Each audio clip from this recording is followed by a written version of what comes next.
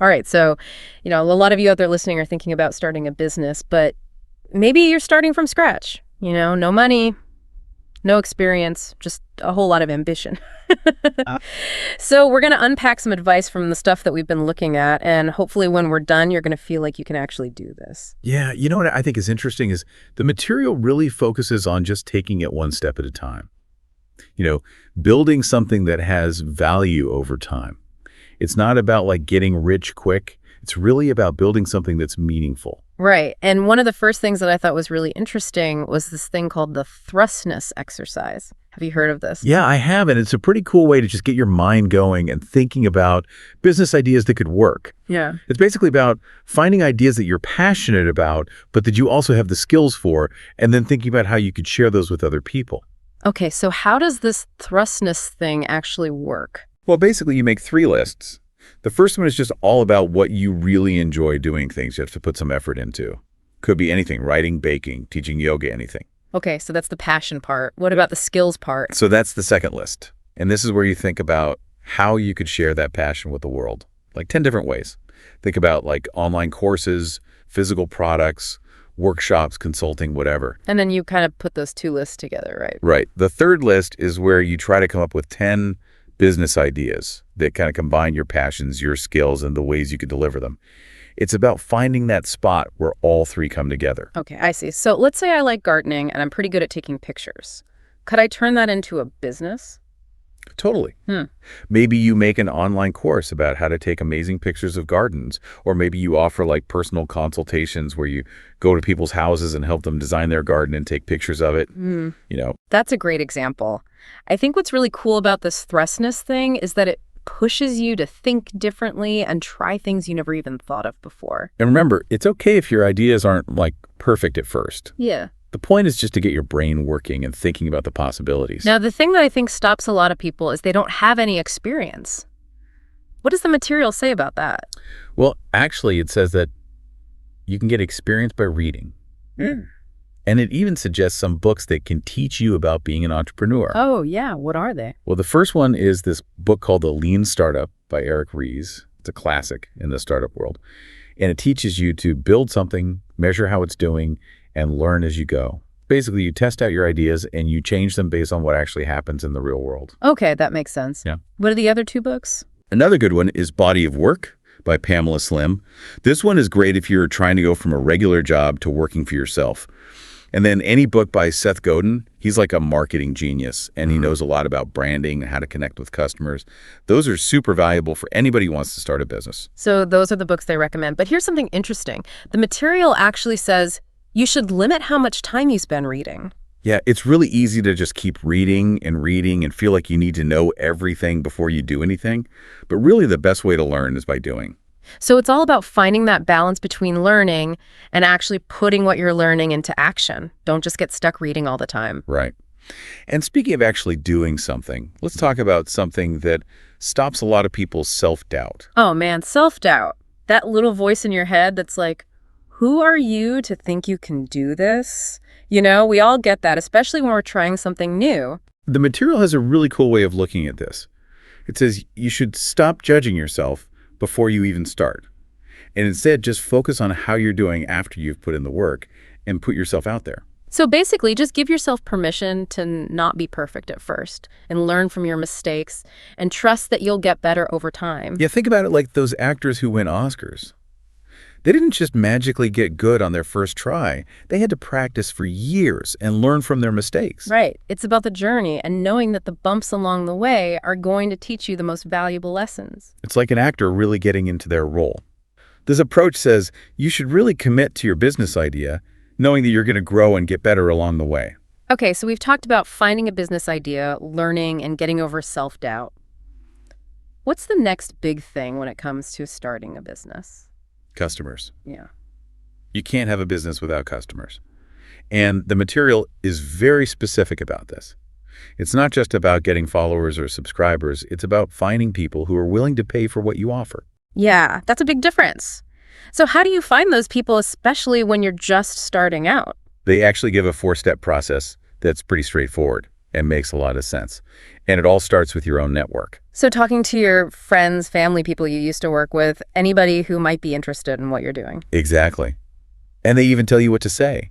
Something like, hey, I'm playing around with this business idea. Would love to chat with anyone who might be into this kind of thing. Just looking for feedback, not trying to sell anything right now. I like that. That's casual and doesn't sound pushy at all. The point is to be genuinely curious and really try to understand what people need and what they think, not just try to sell them something. So at this stage, it's more about listening and learning than selling. Exactly.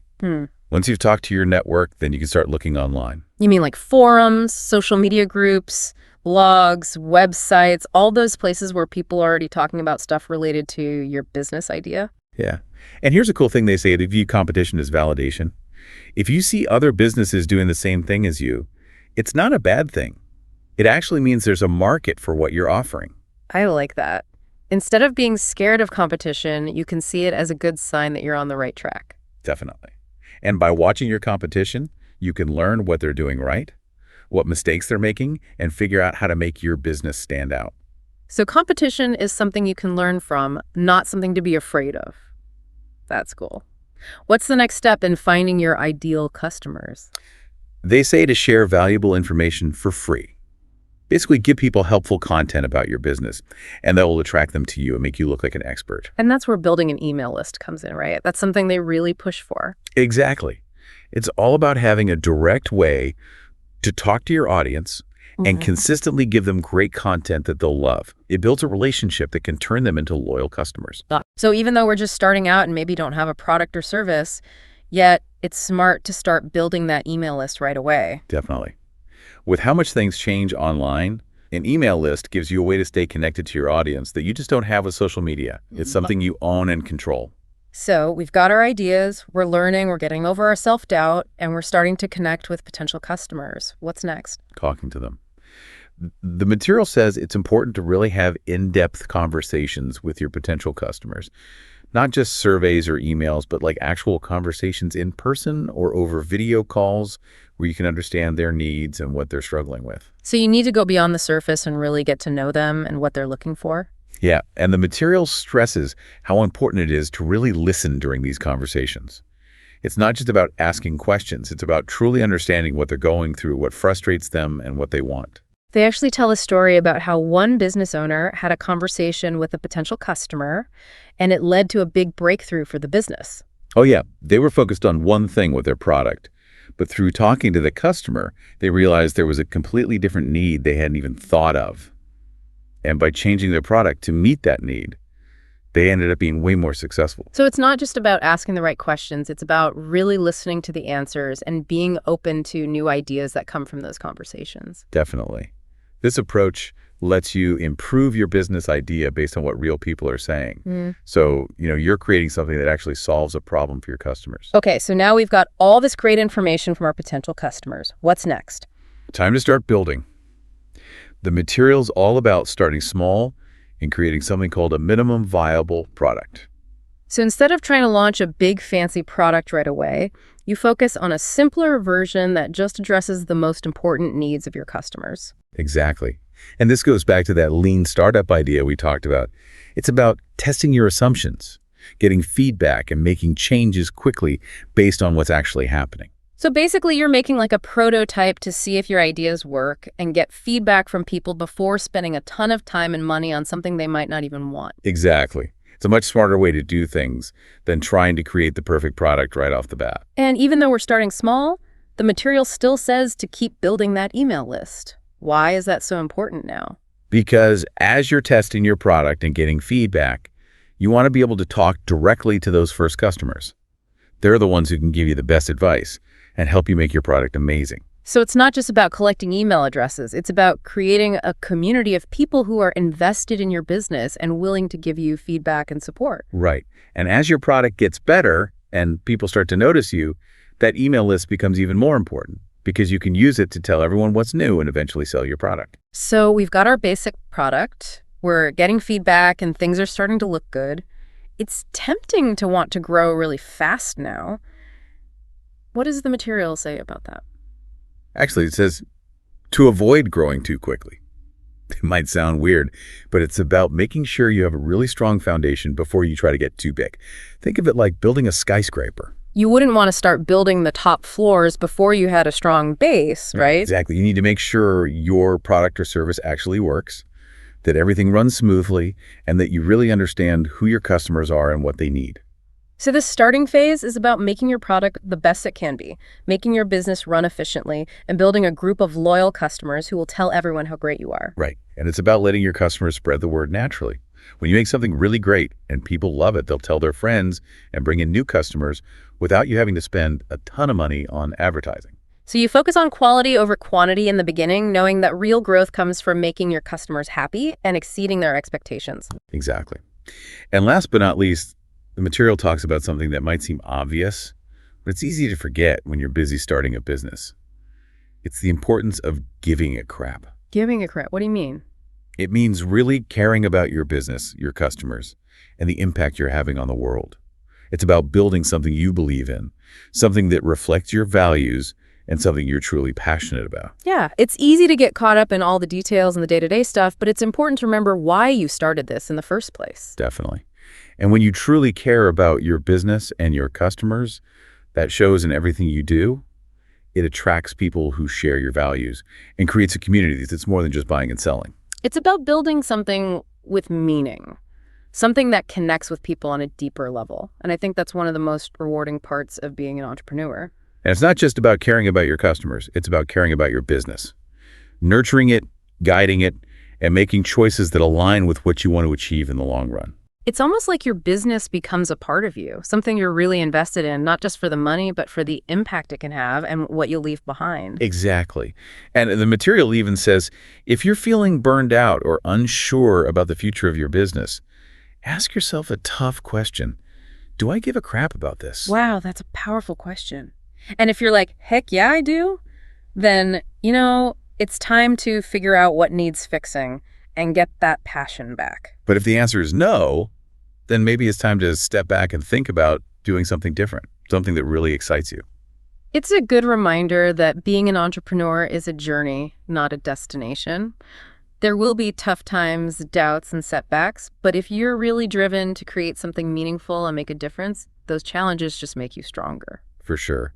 And that's what this deep dive is all about, giving you the tools to explore your potential, even if you don't have any experience or a lot of money.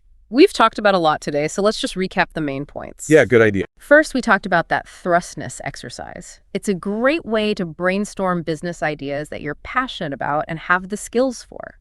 We also talked about reading and learning from other people's experiences, but also making sure you're actually doing something with what you learn.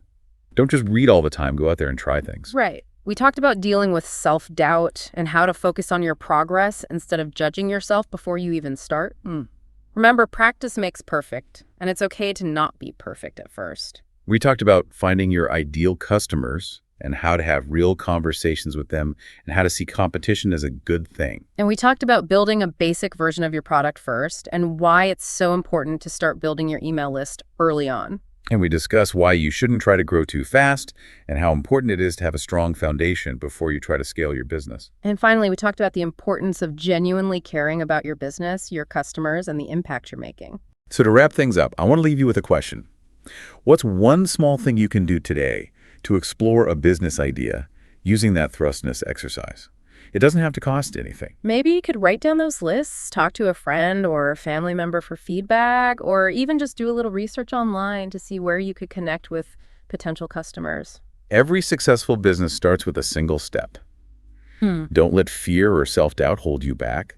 Take that first step, embrace the unknown, and get started on this exciting journey. It's funny. I read something recently from a successful entrepreneur. They said their biggest regret wasn't making mistakes. It was not starting sooner.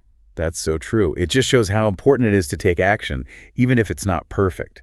It's the best way to overcome fear and stop procrastinating. It's about embracing the learning process and knowing that every step you take, whether it's a success or a failure, helps you grow. Totally. And remember, you don't need to have all the answers right away. The cool thing about this approach is that it encourages you to learn as you go and constantly improve your vision and your plan based on what's actually happening. It's like that lean startup thing we were talking about. It's all about testing your ideas, experimenting, and making changes quickly. So don't be afraid to put your ideas out there, even if they're not perfect. You'll be surprised at what you learn along the way. And who knows, that small, seemingly insignificant step you take today could be the start of something truly incredible. So as we wrap up this deep dive into starting a business with no money or experience, I want to leave you with a sense of hope, possibility, and a push to take action. You've got this. Remember, all the things we talked about today are just the beginning. There's a ton of information and support out there for people who want to start businesses, and the most important thing is that you're willing to learn, grow, and keep going. So go out there, take that first step, and see what you can achieve. Who knows, maybe someday we'll be sharing your story on a future episode of The Deep Dive. Until then, happy entrepreneuring. It's interesting that you mentioned regrets, because it makes me think about that thrustness exercise again. Sometimes we think of our passions as just hobbies, but what if they could be the start of a successful business? I know, right? The material talked about how the best business ideas often come from things we're genuinely passionate about and things we've experienced ourselves. Exactly. And when you're truly passionate about something, it shows. People can feel your enthusiasm and it draws them in. Yeah, and it also makes all the hard work and challenges of being an entrepreneur a little easier. When you love what you're doing, those obstacles become learning experiences instead of roadblocks. Absolutely. And speaking of challenges, a lot of people are scared of failing. What does the material say about dealing with that fear? It says to think about failure differently. Instead of seeing it as a bad thing, see it as a chance to learn and get better. So instead of asking, what if I fail? You ask, what can I learn from this and how can I use it to move forward? Exactly. And it even suggests trying to fail fast. The sooner you test your ideas in the real world, the sooner you'll know what works and what doesn't, and the faster you can improve. That makes a lot of sense. Don't spend too much time planning and try and make everything perfect. Get out there and get feedback as soon as you can. Definitely. Remember, even the most successful entrepreneurs have had failures. It's part of the journey. One thing that really stood out to me was how much the material emphasized building a business that reflects your values. Why is that so important? Well, when your business aligns with your values, it's not just about making money. It's about expressing who you are, making a difference, and creating something you're proud of. And it also helped you stay motivated and keep going when things get tough. When you believe in what you're doing, you're more likely to overcome challenges and come out stronger on the other side. For sure. Your values will guide your decisions and shape the culture of your business. You'll attract customers and employees who share your vision and want to be part of something meaningful. It's about creating a business that's authentic, has a purpose, and will last in the long run. So as we wrap up this deep dive, I want to leave you with one final thought. Starting a business can be scary, especially when you're starting from nothing. But remember, every successful entrepreneur started where you are now. They had an idea, a passion, and the courage to take that first step. And with the right mindset, resources, and support, you can do it too. So don't let fear or self-doubt stop you. Take that first step. Embrace the journey and see where it leads you. You might surprise yourself with what you can achieve. And remember, we're here to help you along the way. If you have any questions or need any guidance, don't hesitate to reach out. Thanks for joining us on this deep dive into starting a business with no money or experience. We hope you found it insightful, inspiring, and helpful. Until next time, keep dreaming big, keep learning, and keep taking action. Happy entrepreneuring. And it's not just about your customers. You know, it's about caring about the business itself. Like you're raising it almost. Guiding it and making sure you're making the right choices for the long haul. Yeah, it's like it becomes a part of you. You're not just in it for the money, but for what it can do and what it will become. Exactly. Yeah. And the material even says, if you're feeling burned out or you're not sure about the future of your business, you should ask yourself a really tough question. Ooh, what's that? Oh, do I give a crap about this? Wow, that's a good one. And if the answer is like a big heck yes, then, you got to figure out what needs to change and get that excitement back. But if it's like, yeah, not really, Yeah. then maybe it's time to think about something else, something that really gets you going. It's true. Being an entrepreneur is a journey, not a destination. You're going to hit bumps in the road, have doubts and setbacks. But if you're really passionate about making something meaningful and making a difference, those tough times just make you stronger. Absolutely. And that's really what this whole deep dive is all about. Giving you the tools to explore your potential, even if you're starting with nothing. We've covered a lot today, so why don't we go over the main points again? Okay, that's good. First, we had that thrustness exercise, which is great for coming up with business ideas that you're passionate about and actually have the skills for. We talked about reading and learning from other people, but also making sure you're actually using what you learn. Mm-hmm. Don't just read about it. Go out and try things. Exactly. We also talked about self-doubt and how to focus on what you're doing instead of beating yourself up before you even start. Remember, nobody's perfect at the beginning. It takes practice. We talked about how to find the right customers for your business and how to have real conversations with them and how competition can actually be a good thing. Right. And we talked about starting with a simple version of your product and why it's so important to start building your email list right away. And we talked about why you shouldn't rush into growing your business too fast. It's important to have a strong foundation first. And finally, we talked about the importance of really caring about your business, your customers, and the impact you're having on the world. To wrap things up, I have a question for you. What's one small thing you can do today to explore a business idea using that thrustness exercise? It doesn't even have to cost anything. Yeah, maybe you could write those lists down, talk to a friend or family member for some feedback, or even just look online and see where you could find your potential customers. Every successful business starts with a single step. Don't be afraid to take that step. Embrace the unknown and start this exciting journey. You know, this reminds me of something I read by a successful entrepreneur.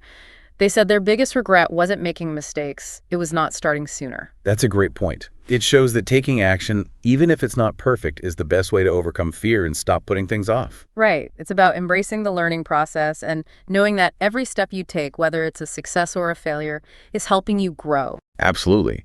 And you don't need to have all the answers right now.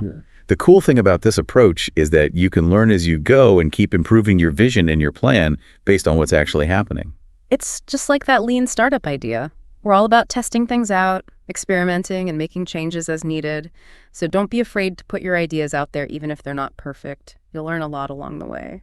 And who knows, that little step you take today could be the start of something amazing. So as we finish up this deep dive into starting a business without any money or experience, I want you to feel hopeful and like anything is possible. And I want you to take action. You got this. Remember, everything we talked about today is just the beginning. There's so much information and support out there for people who want to start businesses. The most important thing is that you're willing to learn, grow, and never give up. So go out there, take that first step, and see where it takes you. Who knows? Maybe someday we'll be sharing your story on the deep dive. Until then, happy entrepreneuring. You know, it's funny because that makes me think about that thrustness exercise again. Sometimes we're like, oh, that's just a hobby. But maybe those hobbies could actually turn into a business. Yeah, it's like what we were saying before about how the best business ideas usually come from things we're already passionate about and have experience with. Right. And when you really love something, it shows. Mm-hmm. Your excitement is contagious. Yeah. People can feel it. Totally. And it makes all the hard work and challenges of starting a business a little easier. When you're passionate about something, those obstacles feel more like learning experiences than roadblocks. Exactly. Speaking of challenges, a lot of people are scared of failing. What does the material say about that? It says you should change how you think about failure. Instead of seeing it as a bad thing, see it as a chance to learn and get better. So you're not asking, what if I fail? You're asking, what can I learn from this and how can I improve? Exactly. And they even say to try to fail fast. The sooner you get your ideas out there and test them, the sooner you'll figure out what works and what doesn't, and you can make changes faster. Makes sense. Yeah. You don't want to get stuck planning forever. Yeah. Get out there and get some real-world feedback. Definitely. And remember, even the most successful people have failed. It's part of the process. You know, something else that stood out to me was how much they talked about building a business that reflects your values. Why do you think that's so important? Well, when your business is aligned with your values, it becomes more than just a way to make money. It's a way to express who you are, make a difference, and build something you're really proud of. Yeah, and it makes it easier to stay motivated when things get tough. When you believe in what you're doing, you're more likely to push through those challenges and come out stronger. Absolutely. Your values will guide your decisions and shape what your business is all about. And that attracts the right people, customers and employees who share your vision and want to be a part of something meaningful. It's about building something that's real, has a purpose, and will last. So as we wrap up this deep dive, I want to leave you with this. Starting a business can be scary, especially when you're starting from nothing. But remember, everyone who's ever been successful started somewhere. They had an idea, a passion, and they were brave enough to take that first step. And you can do it too with the right mindset, the right resources, and the right people supporting you. So don't let fear or self-doubt hold you back. Take that first step, embrace the journey, and see where it takes you. You might just surprise yourself. And remember, we're here for you. If you have any questions or need some guidance, reach out anytime. Thanks for joining us on this deep dive into starting a business with no money or experience. We hope you learned something and feel inspired to take action. Until next time, keep dreaming big, keep learning, and keep going. Happy entrepreneuring.